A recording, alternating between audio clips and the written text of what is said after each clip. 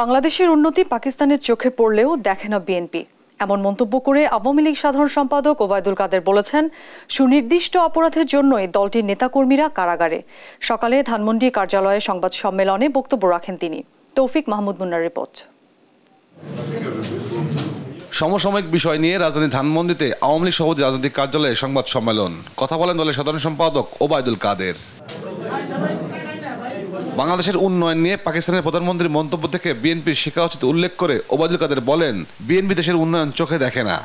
আমার মনে হয় বিএনপি যত মিথ্যাচার করে, সরকারের উন্নয়ন নিয়ে অপপ্রচার করে,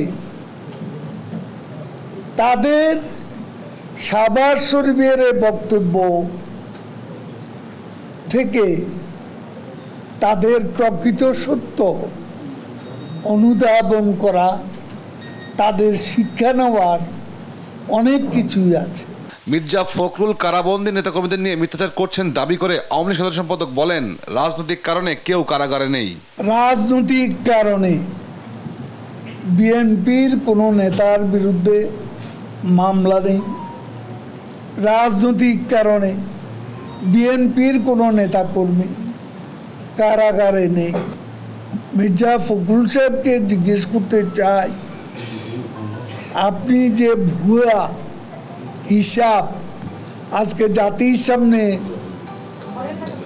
উত্থাপন করছেন, এটা রাজনৈতিক দল হিসাবে আপনাদের স্বচ্ছতাকে মানুষের কাছে ছোট করছেন। যুদ্ধের কারণে সারা বিশ্বেই ভয়ঙ্কর পরিস্থিতি দাঁড়িয়েছে বলে জানান ওবায়দুল কাদের। তৌফিক মাহমুদ মুন্না, দেশ টিভি, ঢাকা।